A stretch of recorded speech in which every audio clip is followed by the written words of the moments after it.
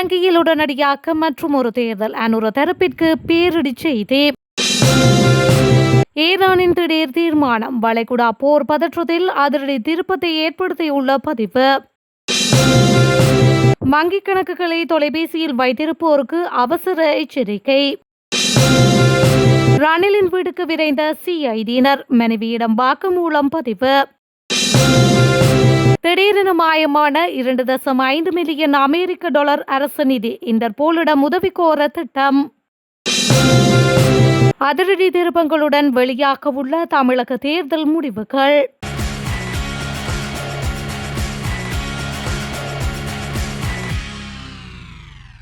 தேசிய மக்கள் சக்தி அரசாங்கம் பதவி விலக்கி உடனடியாக தேர்தலை நடாத்த வேண்டும் என சில எதிர்க்கட்சிகள் கூட்டாக கோரிக்கை விடுத்துள்ளன. 2.5 மில்லியன் டாலர் அரசு பணம் காணாமல் போனமை, நிலக்கரி மோசடி உள்ளிட்ட பல்வேறு குற்றச்சாட்டுகள் தொடர்பில் பொறுப்பினை ஏற்றுக்கொண்டு அரசாங்கம் பதவி விலக்க வேண்டும் என கோரிக்கை விடுக்கப்பட்டுள்ளது. ஸ்ரீலங்கா சுதந்திர கட்சி, ஐக்கிய தேசிய கட்சி, சர்வஜன பலய கட்சி உள்ளிட்ட இன்னும் சில கட்சிகளால் இந்த கோரிக்கை முன்வைக்கப்பட்டுள்ளது. இவ்வாறான பல்வேறு மோசடிகள் பதிவாகி வருவதாக முன்னாள் வெளிவிவகார அமைச்சர் GL பீரிஸ் குற்றம் சுமத்தியுள்ளார். நிலக்கரி மோசடி, திரைசேரி மோசடி போன்ற மோசடிகளில் ஊடாக அரசாங்கத்தின் இயல்பு வெளிப்பட்டுள்ளதாக அவர் தெரிவித்துள்ளார். நிலக்கரி மோசடியை தடுத்து நிறுத்த இந்த ஒரு அமைச்சரினாலும் முடியவில்லை என அவர் தெரிவித்துள்ளார். தனியொருவராக நிலக்கரி மோசடியில் ஈடுபட்டிருக்க முடியாது எனவும் அதற்கு அமைச்சர்களின் ஒப்புதல் இருந்திருக்க வேண்டும் எனவும் அவர் சுட்டிக்காட்டியுள்ளார். எனவே ஒட்டுமொத்த அரசாங்கமும் பதவி விலக வேண்டும் என அவர் வலியுறுத்தியுள்ளமை குறிப்பிடத்தக்கது. முன்னாள் ஜனாதிபதி ரணில் விக்ரமசிங்கவின் வீட்டுக்கு குற்றப்புலனாய்வு திணைக்களத்தின் அதிகாரிகள் சென்றுள்ளதாக தகவல் வெளியாகியுள்ளது. ரணில் விக்ரமசிங்கவின் மனைவியான பேராசிரியர் மைத்ரி விக்ரமசிங்கவிடம் வாக்குமூலம் ஒன்றை பெறுவதற்காகவே அவர்கள் இன்று காலை அங்கு சென்றுள்ளதாக தெரிவிக்கப்படுகின்றது. மைத்ரி விக்ரமசிங்கவின் உடல்நிலை குறித்து அவரது சட்ட பிரதிநிதிகள் அளித்த தகவலின் அடிப்படையில் வாக்குமூலத்தை பதிவு செய்வதற்காக குற்றப்புலனாய்வு திணைக்கள அதிகாரிகள் அவர் வசிக்கும் இடத்திற்கு சென்றுள்ளதாக காவல்துறை தெரிவித்துள்ளனர். 16.6 மில்லியன் ரூபாய் மதிப்பிலான பொது நிதியை தனது தனிப்பட்ட வெளிநாட்டு பயணத்திற்காக பயன்படுத்தியதாக கூறப்படும் குற்றச்சாட்டுகள் தொடர்பாக ரணில் விக்ரமசிங்க மீது தொடரப்பட்டுள்ள வழக்கு தொடர்பாக இந்த வாக்குமூலம் பெறப்படுகின்றது.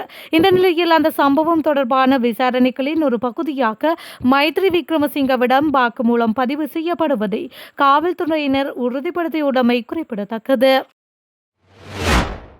வாட்ஸ்அப் மற்றும் டெலிகிராம் வழியாக நடாத்தப்படும் அபாயகரமான புதிய நிதி மோசடி குறித்து போலீசார் எச்சரிக்கை விடுத்துள்ளனர்.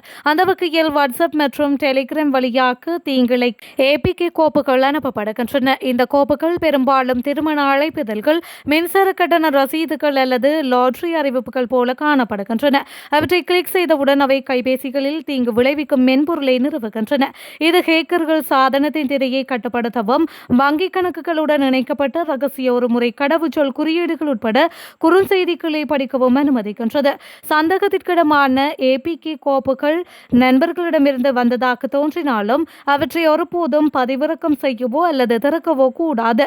செயலிகளை பெற போதும் கூகுள் பிளே ஸ்டோர் அல்லது ஆப்பிள் ஆப் ஸ்டோர்களை பயன்படுத்துங்கள். மேலும் கைபேசி அமைப்புகளில் உள்ள அறியப்படாத செயலிகளை நிறுவவும் என்ற விருப்பம் முடக்கப்பட்டுள்ளதா என்பதை உறுதிப்படுத்திக் கொள்ளுங்கள் என கூறப்பட்டுள்ளது.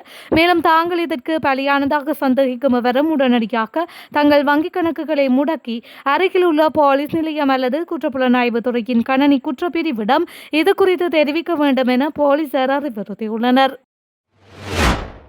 இலங்கையின் வெளிநாட்டு கடன் தவணைக்காக ஒதுக்கப்பட்ட 2.5 மில்லியன் அமெரிக்க டாலர் நிதி மாயமானமை தொடர்பில் திட்டவட்டமாக நிரூபித்தால் சர்வதேச போலீசாரிடம் உதவி கோரலாம் என சிரேஷ்ட போலீஸ் அதிகாரி ஒருவர் தெரிவித்துள்ளார்.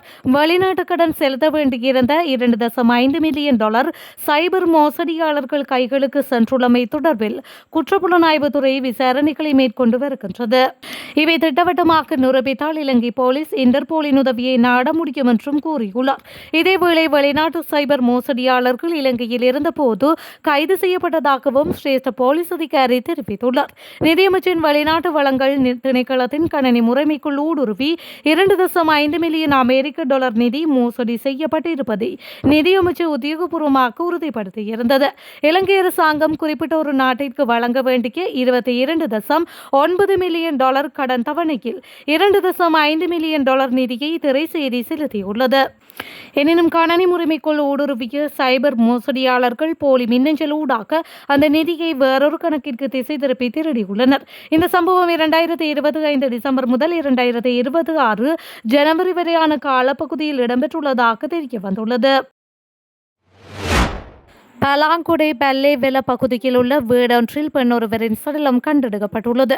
போலீசாருக்கு கிடைத்த தகவலின் அடிப்படையில் நடாத்தப்பட்ட விசாரணையை தொடர்ந்து சடலம் கண்டெடுக்கப்பட்டதாக கூறப்படுகின்றது. பல்லேவெல பகுதியில் உள்ள வீட்டில் தனியாக இருந்த குறித்த பெண் கொடூரமாக சித்திரவதை செய்யப்பட்டு கொலை செய்யப்பட்டுள்ளதாகவும் தெரிவிக்கப்பட்டுள்ளது. பலாங்குடை பிரதம நீதிபதி, நீதித்துறை மருத்துவ கண்காணிப்பாளர், குற்ற நிகழ்வு விசாரணை அதிகாரிகள் மற்றும் கைரேகை பிரிவு அதிகாரிகள் நேற்று பிற்பகல் சம்பவ இடத்தை பார்வையிட்டு விசாரணை நடாத்தியுள்ளனர். இதனைத் தொடர்ந்து ரத்னபுரி போலீஸ் மோப்பநாயை கொண்டு சந்தேக நபரை தேட முயற்சிகள் மேற்கொள்ளப்பட்டுள்ளன. இதற்கமைய சடலத்திற்கான பிரேத பரிசோதனை இன்று பலாங்குடை பொது மருத்துவமனையில் நடாத்த திட்டமிடப்பட்டுள்ளது. இந்த சம்பவம் தொடர்பான மேலதிக விசாரணைகளை பின்னவெல போலீசார் நடாத்தி வருகின்றமை குறிப்பிடத்தக்கது. குற்றப்புலனாய்வு திணைக்களத்தின் நடவடிக்கைக்கு ஐக்கிய தேசிய கட்சி கடும் கண்டனத்தை வெளியிட்டுள்ளது. முன்னாள் ஜனாதிபதி ரணில் விக்ரமசிங்க இருதய சிகிச்சை ஒன்றை மேற்கொண்டிருக்கும் இந்த சந்தர்ப்பத்தில் அவரது வீட்டிற்கு சென்று அவரது துணைவியார் மைத்ரி விக்ரமசிங்கவிடம் வாக்குமூலம் பெற்றுக் கொள்ளப்பட்ட நடவடிக்கை வன்மையாக கண்டிக்கப்பட வேண்டியது என தெரிவிக்கப்பட்டுள்ளது. ஐக்கிய தேசிய கட்சியின் தவிசாளர் வஜிர அபேவர்த்தன இந்த கண்டனத்தை வெளியிட்டுள்ளார். மைத்ரி விக்ரமசிங்கவை போன்றே ரணில் விக்ரமசிங்கவும் நோய்வாய்ப்பட்டு இருக்கும் இந்த தருணத்தில் வெளிநபர்கள் அவர்களது வீட்டுக்கு செல்வது அவர்களது ஆரோக்கியத்திற்கு அபாயத்தை ஏற்படுத்தக்கூடும் என சுட்டிக்காட்டியுள்ளார்.